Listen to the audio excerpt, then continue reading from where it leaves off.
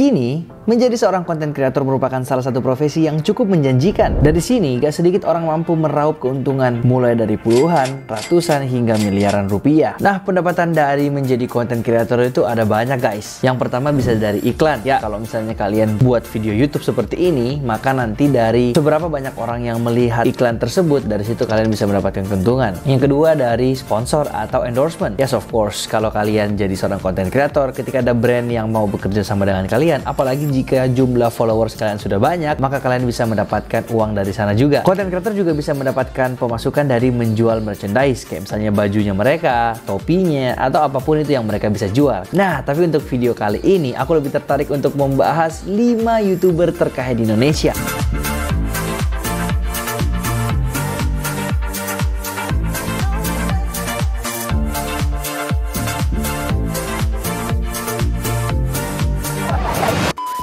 Yang kelima, Baim Wong dan Paula Verhoeven. Baim Wong terkenal sebagai konten kreator yang suka membagi rezeki di channel YouTube miliknya. Selain itu, dia juga kerap didatangi ibu-ibu dari sejumlah daerah untuk meminta uangnya. Hal itu tentu membuat publik bertanya-tanya, berapa harta kekayaan yang dimiliki oleh aktor sekaligus YouTuber tersebut. Namun siapa sangka jika Baim Wong memang memiliki beberapa sumber kekayaan yang bisa menghasilkan uang miliaran rupiah setiap bulannya. Perannya sebagai aktor memang sudah jarang digeluti, di mana Baim Wong sudah lama tidak banyak bermain peran di televisi, entah itu di film maupun sinetron. Namun hal tersebut gak membuatnya kehilangan pendapatan. Dia tetap bisa menghasilkan uang hingga miliaran rupiah meskipun tidak lagi bermain film. Diketahui salah satu sumber kekayaannya berasal dari YouTube. Akun YouTube Baim memang memiliki view dan jumlah like yang tinggi dari berbagai kontennya, termasuk seputar kehidupan sehari-harinya hingga konten bagi-bagi rezeki. Dimana dilansir dari Social Blade, Baim Wong memiliki 20,8 juta subscribers pada saat video ini dibuat, dan penghasilannya ditaksir bisa mencapai 93 hingga 1,4 miliar rupiah setiap bulannya. Tak hanya mengandalkan sosial media, Baim Wong juga diketahui memiliki beberapa bisnis yang digeluti bersama istrinya, mulai dari bisnis kuliner hingga bisnis fashion. Baim juga tengah merintis beberapa bisnis seperti Tiger Wong Entertainment, Bakmi Wong, Wong Bara, dan Donating. Maka tak heran jika Baim Wong bisa menduduki peringkat kelima sebagai YouTuber terkaya di Indonesia.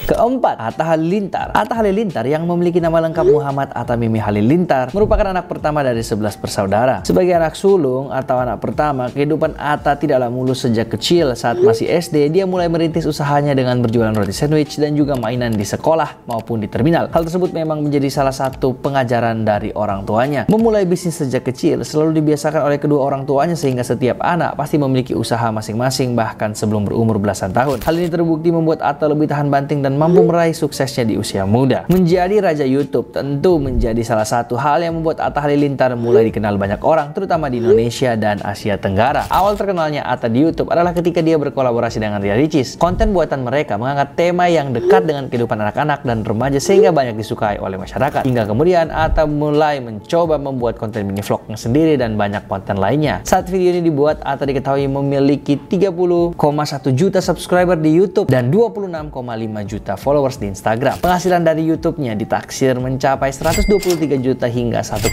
miliar rupiah setiap bulannya. Kemudian ada juga penghasilan dari Instagram, yaitu endorsement, dimana dilansir dari beberapa sumber, rate endorse Atta paling murah mencapai 13 juta untuk sekali posting. Tapi ya guys, menurutku pribadi, untuk selevel Atta Halilintar, dia bisa mendapatkan puluhan hingga ratusan juta rupiah untuk sekali endorsement. Di samping itu, Atta juga memiliki beberapa bisnis yang bergerak di bidang gadget, kuliner, clothing lain. Dia juga diketahui sempat memerankan beberapa film, salah satunya film garapannya sendiri, yaitu Asia Man tahun 2021. Atta Halilintar juga memiliki klub futsal yang bernama Pendekar United. Dia bersama Putra Siregar juga memiliki klub sepak bola yang bernama FC Bekasi City dengan julukan Laskar Tarumanegara pada tahun 2021 lalu. Nah, sebelum kita lanjut ke konten kreator ketiga terkaya di Indonesia, buat teman-teman yang tertarik untuk menjadi konten kreator tapi nggak tahu gimana caranya, mau mulai bingung dari mana, aku barusan aja rilis sebuah kelas untuk ngajarin kamu cara jadi konten kreator dari nol. Caranya adalah kalian tinggal ke TikTokku dan kemudian kalian pencet tombol seriesnya itu yang ada di bioku, kemudian kalian tinggal pencet beli. Di situ ada 5 video yang aku udah rangkum berdasarkan pengalamanku 5 tahun sebagai konten kreator guys. Di sini aku akan ngajarin kalian gimana caranya untuk mendapatkan 1 juta followers pertama kamu dengan cepat. Karena aku di TikTok itu dari 0 followers sampai 1,3 juta followers itu hanya dalam waktu kurang dari 1 tahun atau sekitar 8 bulan saja. Nah, semua strategi-strategi dan rahasianya ini aku udah bongkar ke dalam kelasku ini. Dibagi menjadi 5 video yang kalau di total itu kurang dari 1 jam. Singkat, padat, dan jelas, dan semuanya ini dari nol. Kelas ini cocok untuk semua orang, bahkan yang nggak punya modal sama sekali, karena untuk membuat konten ngedit itu semua bisa menggunakan handphone saja. Aku akan ajarin mulai dari cara bikin personal branding yang bagus, cara penulisan skrip, cara take videonya, cara untuk buat video itu bisa menjadi viral, dan hal-hal apa aja yang kalian harus lakukan jika masih belum viral. Pokoknya detailnya itu sangat-sangat dalam guys ya. Dan khusus untuk penonton video ini doang, buat teman-teman yang beli, jangan lupa untuk screenshot bukti belinya dan kirimin ke DM Instagramku ya guys, karena aku akan jawab semua pertanyaan kalian secara personal. Aku mau untuk tuntun kalian untuk bisa menjadi konten kreator yang sukses. Jadi tunggu apa lagi, langsung ke TikTok, pencet tombol series dan langsung beli. Aku tunggu di DM ku ya. Kita lanjut videonya.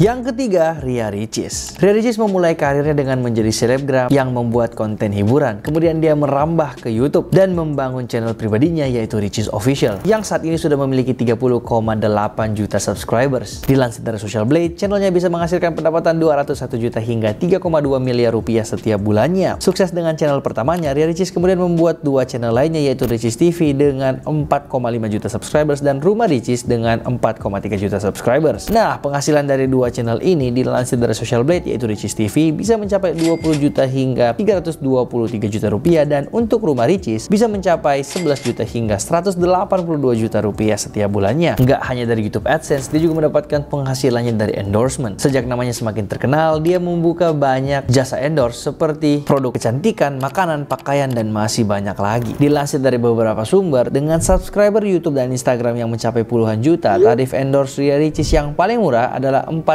hingga 5 juta rupiah. Tapi menurutku sendiri, tarif endorsement selevel Ria Ricis itu udah pasti mencapai puluhan juta hingga ratusan juta rupiah untuk sekali postingan.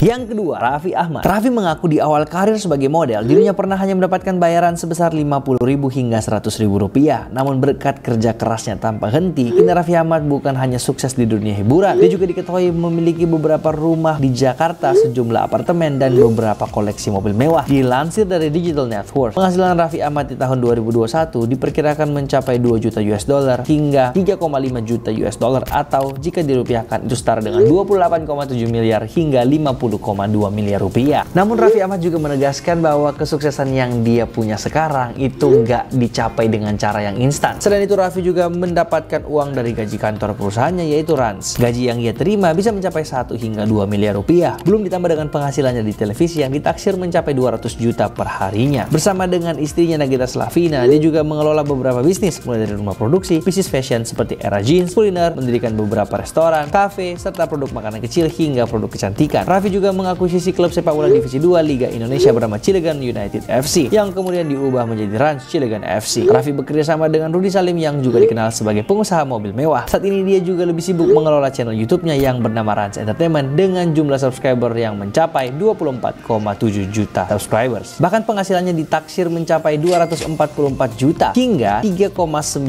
miliar rupiah setiap bulannya. Ini baru dari YouTube-nya loh guys, belum dari bisnis, presenter, dan diundang menjadi bintang tamu di TV show lainnya. Nah, ini dia kan yang kalian tunggu-tunggu. Yang pertama, siapakah dia? Dan inilah dia. Yang pertama, Deddy Corbuzier. Pada tahun 2015, Deddy memutuskan pensiun dari dunia sulap yang telah membesarkan namanya sejak tahun 1999. Ada beberapa alasan mengapa dia mempertimbangkan untuk benar-benar berhenti menjadi pemain sulap. Salah satunya karena ingin lebih dekat dan banyak menghabiskan waktu dengan sang anak Aska Corbuzier. Selain itu, di sekitar tahun 2013, Deddy juga menggagas diet OCD atau Obsessive Corbuzier Diet. Jadi dia ingin lebih fokus pada program yang menggabungkan teknik puasa dengan latihan fisik atau intermittent fasting dan HIIT atau High Intensity Interval Training. Meski berhenti menjadi pesulap, Deddy masih eksis berkarir di dunia entertainment sebagai seorang presenter. Dia mendapatkan peran pembawa acara Hitam Putih sejak tahun 2010. Keahliannya dalam memandu acara membawa kesuksesan program hingga tetap tayang sampai tahun 2020. Nah, dilansir dari beberapa sumber, acara Hitam Putih tayang dari Senin hingga Jumat, yang artinya dalam sebulan setidaknya acara ini tayang sebanyak 20 kali. Kemudian honor Deddy sebagai presenter di Hitam Putih diketahui sebesar 50 juta per episodenya. Jadi jika dikali dikali dengan 20, maka dia bisa mendapatkan 1 miliar rupiah per bulannya. Ketika pesatnya perkembangan media digital membuat Deddy Corbuzier merambah karir menjadi seorang YouTuber, lagi dan lagi dia meraih kesuksesan di YouTube dan mendapatkan julukan The Father of YouTube. Hingga saat video ini dibuat, channel YouTube-nya sudah memiliki 19,8 juta subscribers. Channel YouTube Deddy Corbuzier menawarkan konten podcast yang membahas isi aktual dari dunia hiburan hingga politik. Selain itu, podcast yang sangat terkenal di Indonesia yaitu Close the Door dan Somasi bukan sembarangan podcast, di mana podcast ini dinaungi oleh perusahaan Deddy sendiri yaitu PT Detox Digital Corbuzier. Dilansir dari Social Blade, penghasilan YouTube Deddy Corbuzier dari AdSense ditaksir bisa mencapai 316 juta rupiah hingga 5 miliar rupiah setiap bulannya. Ada beberapa sumber yang mengatakan jika untuk tarif endorsement Deddy Corbuzier di YouTube bisa mencapai hingga 300 juta rupiah. Kemudian podcast Deddy Corbuzier ini juga mendapatkan suntikan dana dari Prestige Corp, di mana sebelumnya valuasi podcast Close the Door mencapai 1 triliun rupiah. Dari suntikan Prestige Corp diharapkan mampu meningkatkan valuasi perusahaan PT Detox Digital Corbuzier hingga 4 kali lipat. Kemudian setelah dapat suntikan modal dari Prestige Corp, perusahaan Deddy Corbuzier kembali mendapatkan investor baru dari 2 perusahaan besar yaitu PT Digital Media Tama Maxima Tbk dan PT Si Cepat Express Indonesia. Namun sampai sekarang belum diketahui nominal investasi dari 2 perusahaan tersebut. Wow guys, sampai sini aja kalian udah pasti tahu dong 5 YouTuber terkaya Indonesia saat ini siapa-siapa aja. Kembali lagi buat teman-teman yang pengen untuk menjadi konten kreator, kalian tinggal ke TikTokku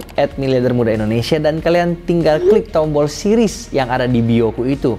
Nah, setelah itu kalian tinggal beli, aku yakin hidup kalian juga bisa berubah hanya dari mengeluarkan 120.000 itu aja. Nah, sebelum kita tutup video ini, dengan cepat aja aku pengen ngasih tahu 3 hal yang kita bisa pelajari dari mereka. Yang pertama, memiliki konsisten dan kualitas yang tinggi. Semua dari 5 YouTuber terkaya Indonesia tadi, mereka sukses karena bisa menjaga konsistensi dalam mengunggah video yang berkualitas dan menarik, dan ini merupakan faktor penting untuk menjaga dan meningkatkan jumlah subscriber yang mereka miliki. Yang kedua, inovasi. Mereka adalah orang-orang yang mau keluar dari zona nyaman. Mereka terus berinovasi, terus belajar, terus kembangkan konten-kontennya, mencari peluang, melihat apa yang sedang tren dan mengerjakan itu. Sehingga itulah yang membuat kenapa mereka bisa menduduki 5 peringkat konten kreator terkaya di Indonesia. Dan yang terakhir, punya personal branding yang kuat. Semua 5 orang ini itu punya personal branding yang kuat, teman-teman. Karena tanpa personal branding yang kuat, seseorang nggak mungkin bisa mendapatkan followers dengan segitu banyaknya. Nah, buat teman-teman juga yang mau belajar untuk membangun personal branding yang kuat, ada semua di kelas TikTok series Kutar itu guys ya. Jadi kalian tinggal beli aja. Dengan adanya personal branding yang kuat, kalian itu bisa mendapatkan opportunity yang lebih gede, punya banyak job opportunity di mana-mana. So, videonya cukup sekian aja karena ini udah panjang banget. Jadi sekali lagi buat teman-teman yang pengen belajar untuk jadi content creator, itu bisa langsung beli kelasku, cara cepat dapat 1 juta followers auto FYP. Karena ingat guys, aku di TikTok itu cuma 1 tahun bisa dapat 1,3 juta followers. Jadi tunggu apa lagi, gaskan ya. Dan seperti biasa, kalau kalian suka dengan konten seperti ini, jangan lupa untuk like, komen, dan share video ini